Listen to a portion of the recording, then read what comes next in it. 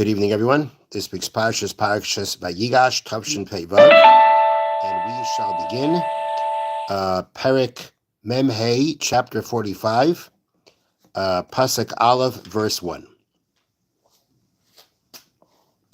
Okay, so at this point in the parsha, in last week's parsha, the brothers bring down Binyamin to Yosef.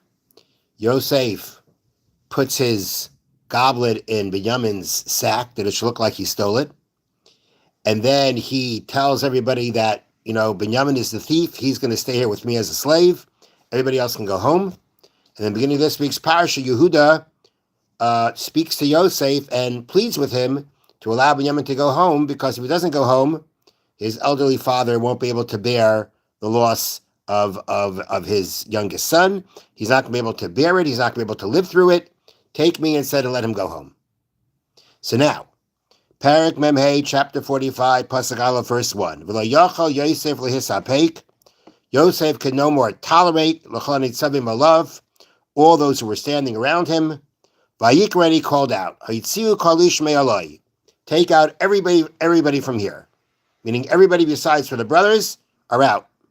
V'lo amad ish itoi bisvada Yosef el echav, and no man stood with him when Yosef made himself known to his brothers. Now, next pasuk, next verse. Vayitein es kaile bevechi, and he gave out his voice in a cry. Vayishma Mitzrayim yishma beis Parai. Egypt heard, the house of Paro heard. Vayemer Yosef elechav, and Yosef said to his brothers, Ani Yosef, I am Yosef. Ha'ida vichai, is my father still alive? Lo yachlu achev lano yisai. The brothers cannot respond to him. They couldn't answer him. Ki nival mi panav, because they were astonished from him.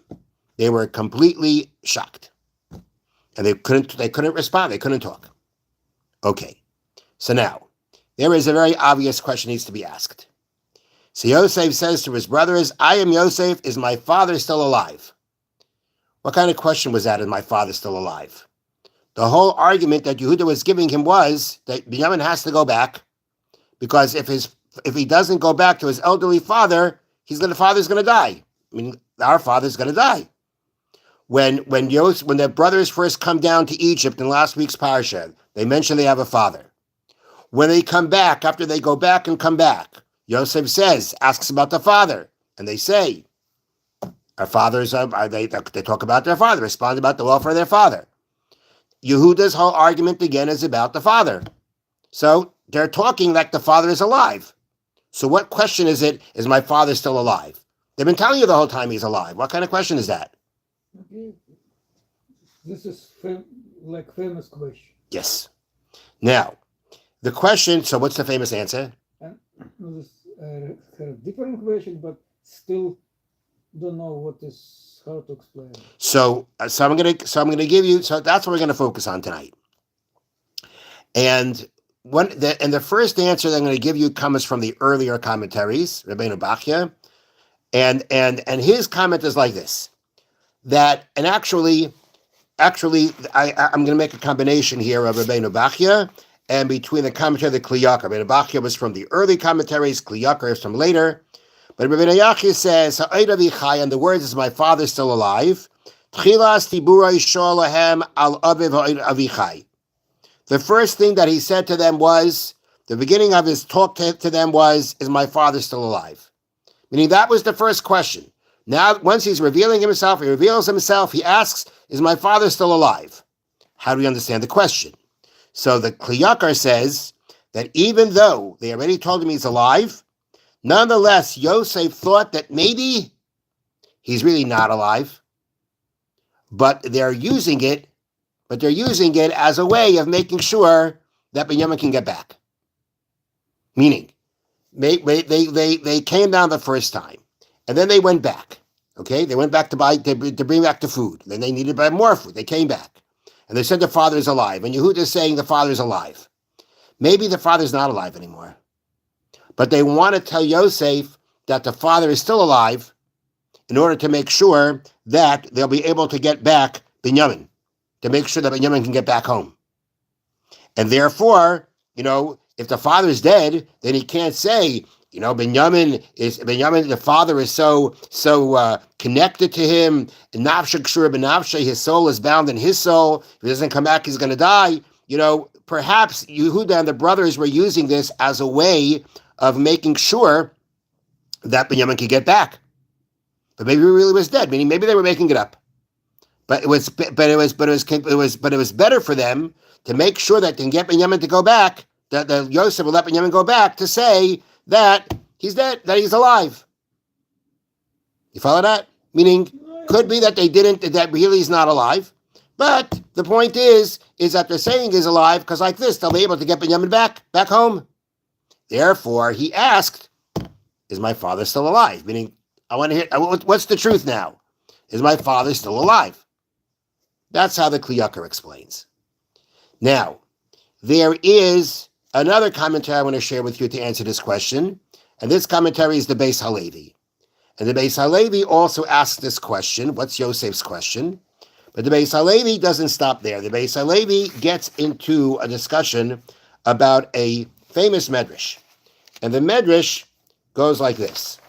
The medrash actually says that, and this is a very serious kind of medrash. It talks about a very serious matter. And that matter is that after 120 years, we're going to stand in front of the heavenly tribunal, the heavenly court, and we're going to be judged. And the medrash says that woe to us from that day that we're going to be rebuked in heaven. And what's an example? And based on what? Based on the fact that Yosef, who was the youngest of his brothers,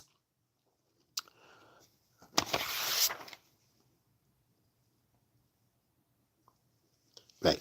Yosef Katanan Shel Shvatim. Yosef was the youngest of the tribes. Lo yachlu echav lanu isai.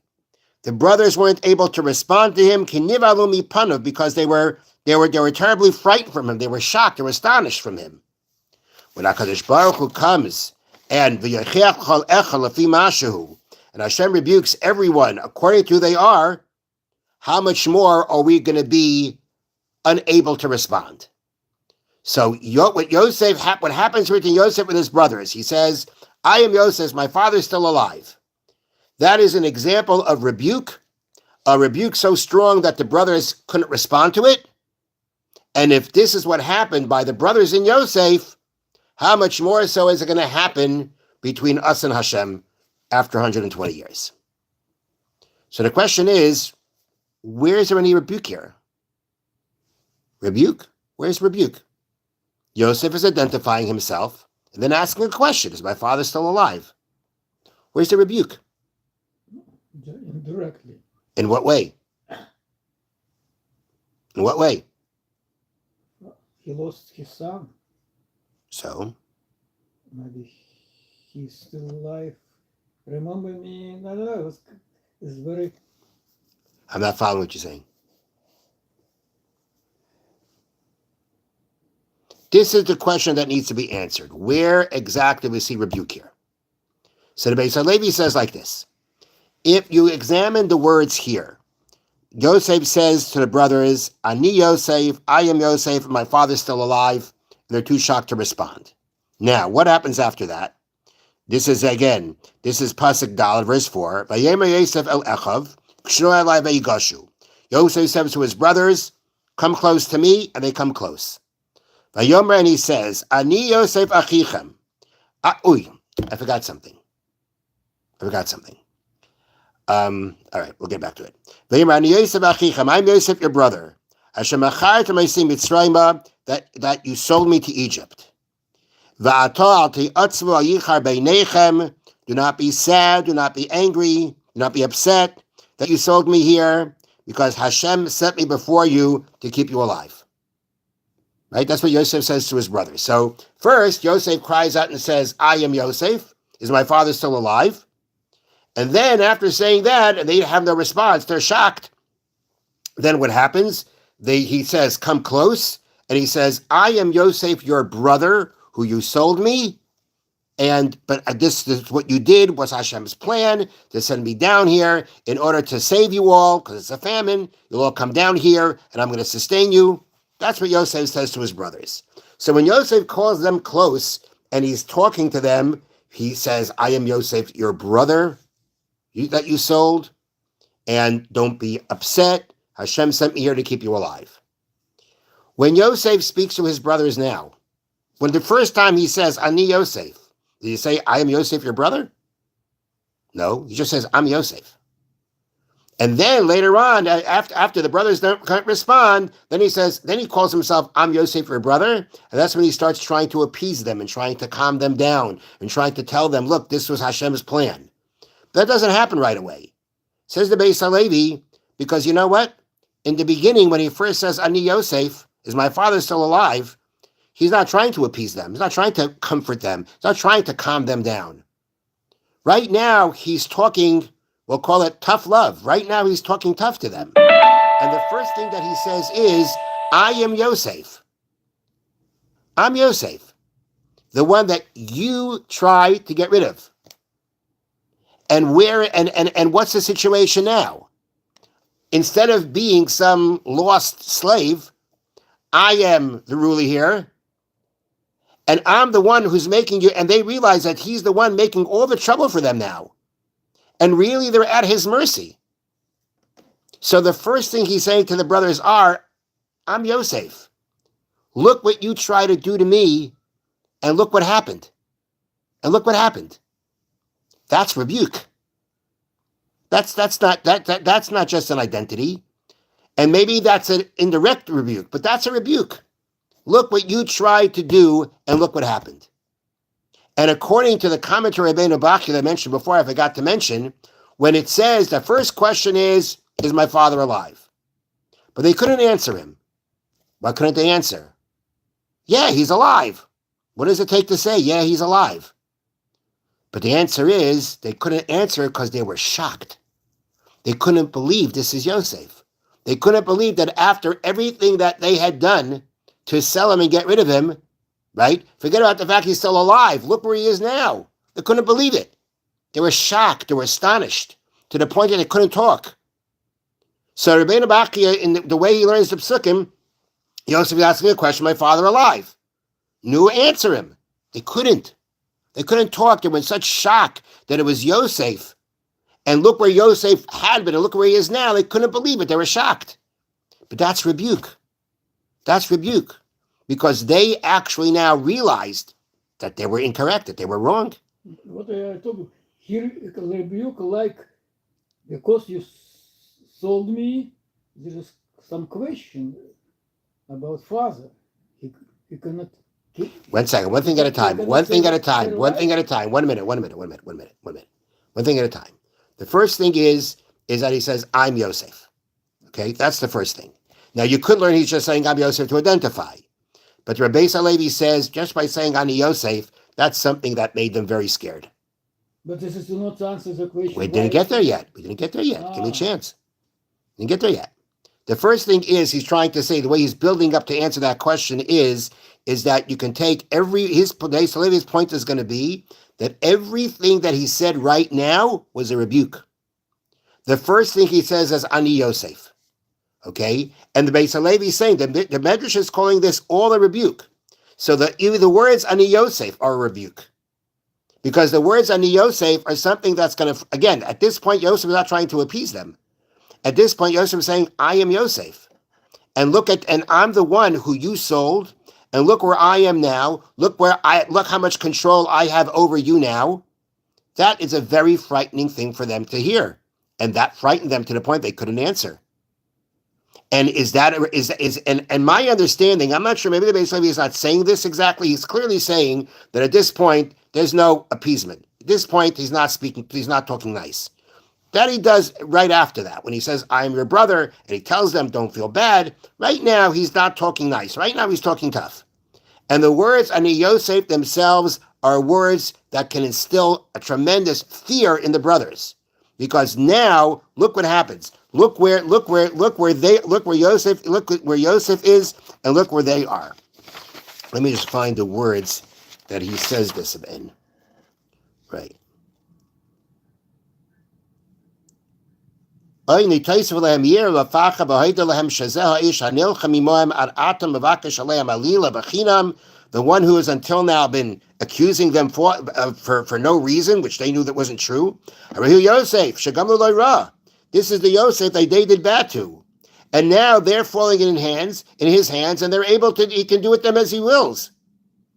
Okay, and the assumption will be the way the Beis Levi says is that he's gonna punish them. He's gonna take revenge from them. And we know that even later on in next week's parsha, after Yaakov dies, they actually are afraid that after Yaakov dies, he's going to punish them for what they did. So therefore, so he may not be saying that these two words themselves, ani Yosef, are part of the rebuke. But one thing for sure, the words ani Yosef are definitely words that are going to instill fear in them. Just by saying ani Yosef, that's going to instill a lot of fear in them. Does he mean to say that's part of the rebuke, not part of the rebuke? I'm not so sure. But his point is at least that at this point, Yosef is not trying to be nice. Like afterwards when he says, I'm Yosef, your brother. And here he doesn't say, I'm Yosef, your brother. He doesn't say anything about being a brother. And therefore, at this point, what he's saying to them is not to appease them, but to rebuke them. Now, are these words part of the rebuke? Not necessarily, but they're tough words, and they're words that clearly instill fear in them, and probably Yosef understands that. Or, I don't know, this is what he brings down at the beginning. The words ani Yosef are clearly words that are not appeasement, but words that should be frightening them, and as we see, they were frightened. They couldn't respond to him. Now, when he says,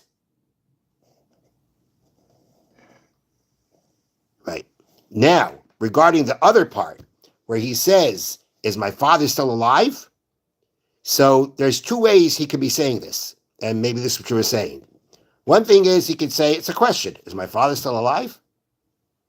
And then sometimes it's not really a question, but rather it's, is my father still alive? It's a rebuke. It's not a question to know. He knows that the father is alive. That's not his question. His question is, though, is my father still alive? You were going ahead and saying that Binyamin has to go back because otherwise his father's not going to be able to deal with the loss of Binyamin. I'm Yosef.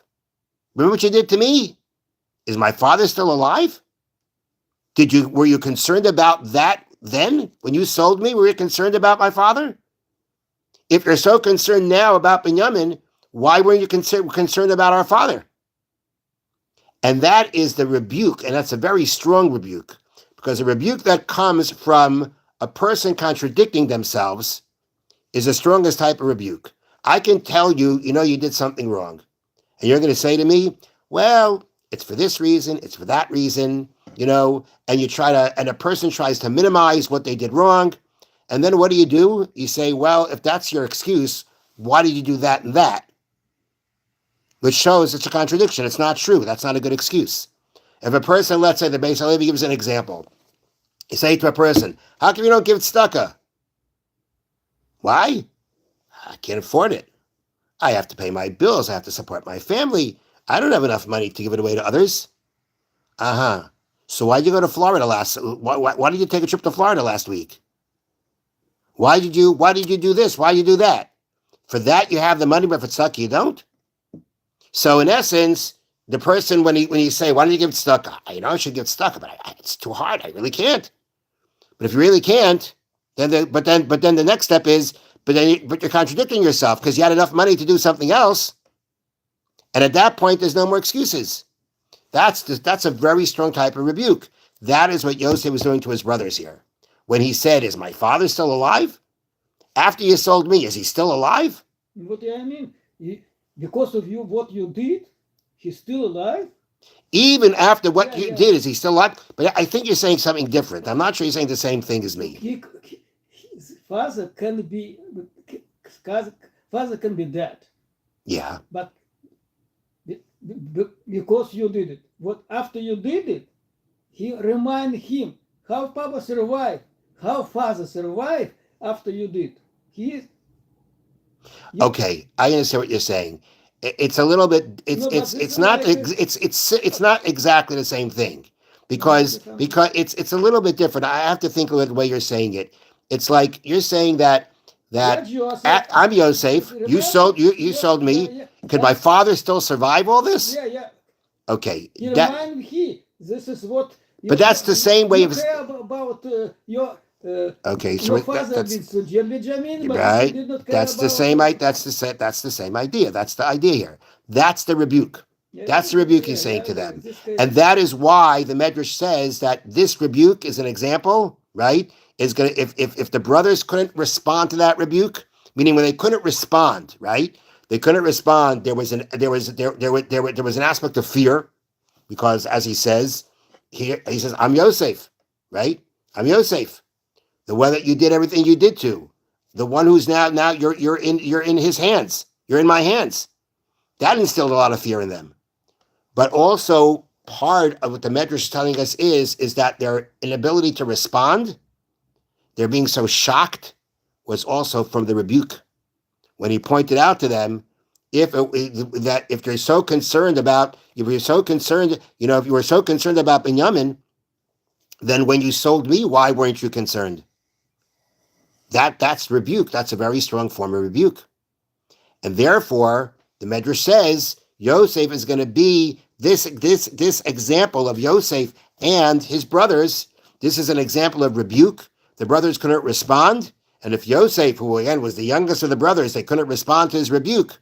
They was just so taken by it. They couldn't respond to it. How much more so when a person after 120 years is going to be rebuked by Hashem. Now, another example that the Beis Halevi brings about, and this is the meaning of the words when the Medrash says that Hashem is going to rebuke each person lefi mashu, according to what he is. What does it mean according to what he is? So the Beis Halevi means, according to what he is, means Hashem is going to show you from yourself, right, that your excuses aren't excuses. If you're going to try to find excuses to why you did this, or you're going to try to minimize what you did, according to who you are, meaning what you've already done, your past things, what you do, and otherwise, in other ways, and other things, that's going to be the way he's going to rebuke you and show that the excuse that you have is not an excuse. Now, another example that he gives of people finding excuses, but at the same time, from their own actions, they can be shown that how wrong they are, is a medrash. He brings out a medrash from Tana Debei Eliyahu.